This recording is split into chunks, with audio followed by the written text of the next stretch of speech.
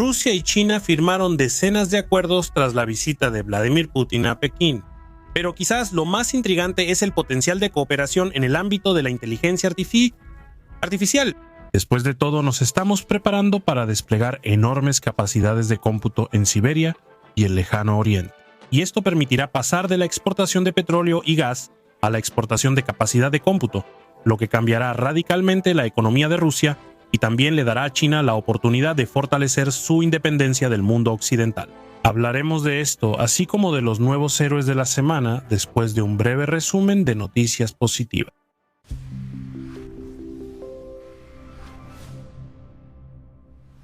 Comenzaron las pruebas de vuelo del primer caza multifuncional biplaza de quinta generación, Su-57D. En el astillero del norte se colocó la quilla de la fragata del proyecto 22350 Almirante de la Flota Gromov. En la región de Leningrado se botaron dos nuevas embarcaciones eléctricas del proyecto Moscú 2.0. En Moscú se colocó la quilla de dos embarcaciones eléctricas del proyecto EM-901L. En Riazán se puso en marcha la segunda línea de producción de geotextil. En Moscú, la producción de equipos informáticos. En Crimea, una fábrica de materiales termoacústicos. En la planta de envases de Smolensk, una nueva línea de producción. Y en Perm, una nueva línea para el procesamiento de plasma sanguíneo. En Tartaristán, un gran terminal de granos.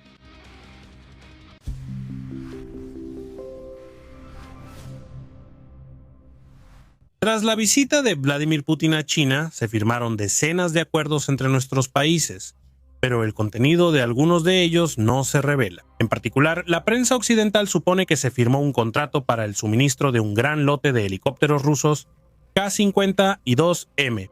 Sin embargo, hay otra área de cooperación entre Rusia y China que, por su importancia, potencialmente podría igualar incluso al comercio de recursos energéticos. Esta cooperación es en el ámbito de la computación, y para entender su potencial, vamos a sumergirnos un poco en el contexto. La guerra en Medio Oriente ha puesto en peligro el desarrollo futuro de la infraestructura computacional en muchos países del mundo.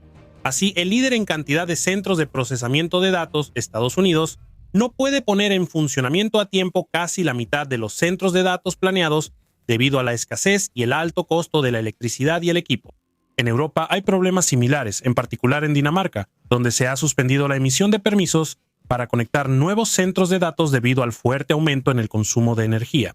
Y aunque la guerra contra Irán, sin duda, ha agravado los problemas del sector, todos ellos existían incluso antes de ella, y el principal es un factor geográfico fundamentalmente insuperable. El hecho es que la gran mayoría de los centros de datos actuales, que recordemos, requieren enfriamiento constante, están ubicados en países con condiciones climáticas inadecuadas. Así, Singapur, una parte significativa de China e India, Tailandia, Malasia, Nigeria, Arabia Saudita, Emiratos Árabes Unidos y otros países se ven obligados a gastar demasiada energía y agua dulce para mantener en funcionamiento sus centros de datos. Y como el cómputo requiere cada vez más recursos, la industria mundial inevitablemente llega a un callejón sin salida geográfico.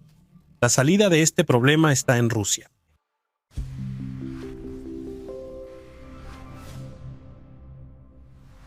Rusia ocupa el segundo lugar en el mundo en minería de criptomonedas. Este es un logro bastante dudoso y se debe a que durante mucho tiempo esta industria en nuestro país casi no estuvo regulada por el gobierno. Hoy en día todo está cambiando rápidamente, los mineros han llamado la atención de las autoridades fiscales y su negocio deja de ser tan rentable como antes.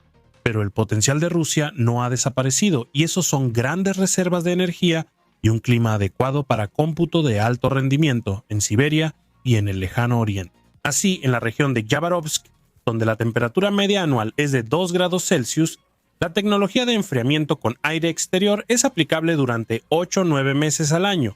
Para comparar, en Shanghái o en otros centros industriales del este de China, la temperatura media anual es de 17 grados Celsius, además de una alta humedad. El cálculo muestra que en Yabarovsk, Rusia, un centro de datos típico de 10 megavatios consumirá alrededor de 12 megavatios de potencia total. Uno similar en Shanghái, China, consumirá entre 14 y 14.5 megavatios. Al mismo tiempo, el costo de la electricidad en Yabarovsk será 2 veces menor. El esquema actual de cooperación es bastante absurdo. Rusia suministra gas o electricidad a China con pérdidas inevitables durante el transporte, Y en China, este recurso se convierte en capacidad de cómputo en condiciones obviamente menos favorables. ¿No sería más sencillo realizar los cálculos, al menos los más masivos y no secretos, directamente en Rusia y vender los datos ya procesados en China sin ninguna pérdida? Sí, pero hay un detalle.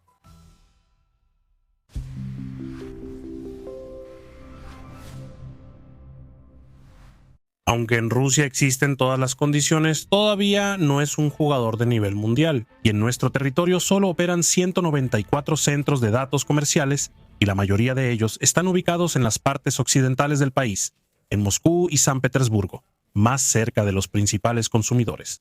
Sin embargo, todo está cambiando. La guerra en Irán demostró que los centros de datos en países con un clima inadecuado se vuelven no rentables si aumentan los precios de la electricidad. Además, pueden convertirse en objetivos de ataques. Los centros de datos de Amazon en Bahrein y en los Emiratos Árabes Unidos no han reanudado sus operaciones hasta ahora después de los ataques con drones iraníes. Y no solo dependen de ellos las herramientas de inteligencia artificial, sino también la digitalización en general, los servicios populares de entrega, taxis, banca y similares. En este sentido, Siberia y el lejano oriente de Rusia siguen estando protegidos, nuevamente gracias a la geografía. Y parece que el mercado ha empezado a darse cuenta de esto. Las empresas rusas han cambiado bruscamente su interés hacia las regiones, principalmente en los distritos federales de Siberia y el lejano oriente, donde la proporción de proyectos ya supera el 15% y muestra un crecimiento acelerado. Y en este momento, el centro analítico adscrito al gobierno ha preparado un proyecto para acelerar significativamente la construcción de infraestructura para centros de datos. Actualmente, debido a la excesiva burocracia, la aprobación de una sola instalación puede tomar varios años, pero las nuevas normas eliminarán tales retrasos. En cuanto a las reservas de energía, son suficientes. Las poderosas plantas hidroeléctricas Boguchanskaya, Seiskaya y Krasnoyarskaya están listas para proporcionar hasta 1 gigavatio de potencia adicional, incluso sin la construcción de nuevas instalaciones de generación. Y de hecho, está previsto que pronto comience la construcción de plantas nucleares, así que Siberia y el lejano oriente podrían convertirse en el nuevo Klondike digital en un futuro cercano. Para Rusia, esto no es solo una cuestión de ingresos, sino también de desarrollo tecnológico, porque la computación no son solo números en la nube, sino una industria que impulsa a toda la industria, desde la extracción de petróleo y gas, cobre, litio y otros recursos, hasta la producción de acero, sistemas eléctricos y, por supuesto, su propio equipo de red. Así, la economía de Estados Unidos se ha mantenido fuera de la recesión desde 2023 únicamente gracias a las inversiones de capital en infraestructura digital. Pero para nosotros también es una excelente manera de dirigir el exceso de gas, que Europa rechazó con arrogancia, no a la exportación a otros países, sino a la producción dentro de nuestro propio país. Para China, esto no solo es una forma de aumentar la eficiencia del procesamiento de datos, sino también una oportunidad para crear un clúster digital estratégico de reserva en caso de un posible conflicto con Estados Unidos. Porque, como muestran los acontecimientos recientes, los centros de procesamiento de datos ya se han convertido en un objetivo habitual, al igual que los objetivos militares. Los mantendremos informados sobre los acontecimientos. A continuación, el avance y la historia de los héroes.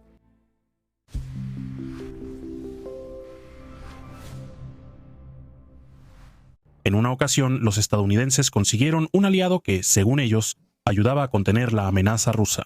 A cambio de esto, le proporcionaron dinero, ayuda militar y política, y además ellos mismos lavaban fondos ilícitos en su país empobrecido.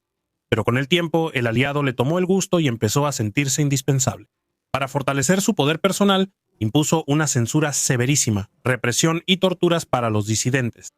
Los estadounidenses le exigían que hiciera reformas y redujera la corrupción, pero él les respondía riéndose en su cara y luego pasó a amenazas directas y chantaje. Al final, la paciencia del presidente de Estados Unidos se agotó, suspendió el suministro de armas y muy pronto el antiguo aliado cayó bajo el ataque del enemigo y huyó. Esta es la historia de la relación de Estados Unidos con el régimen de Fulgencio Batista en Cuba en los años 50, pero en realidad esta historia se repitió de una forma u otra con otros líderes. Por ejemplo, con el dictador panameño Manuel Noriega, con el liderazgo de Vietnam del Sur. ¿Por qué no funciona ahora con Ucrania, aunque todas las condiciones están dadas? Porque ella tiene 2 bases defensivas, pero Rusia también tiene ahora al menos 3 opciones para terminar la operación militar especial en sus propios términos. una de las cuales incluye medidas cuya prueba vimos en la noche del sábado al domingo. Lo analizo en detalle en el nuevo episodio de mi programa analítico Tritochki en sponsor.ru. ¡Súper! A continuación, sobre los héroes.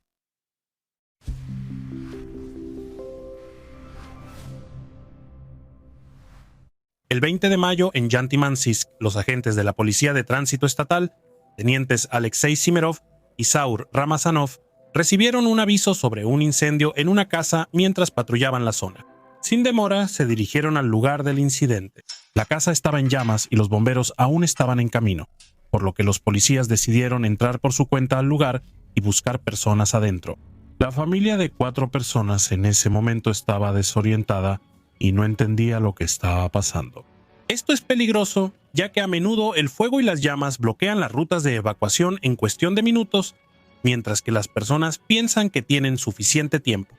Alexei Simerov sacó en brazos a una niña de 10 años y su compañero ayudó a salir a los demás residentes.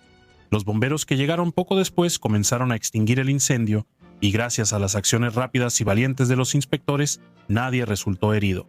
Agradecemos su hazaña y les deseamos mucho éxito.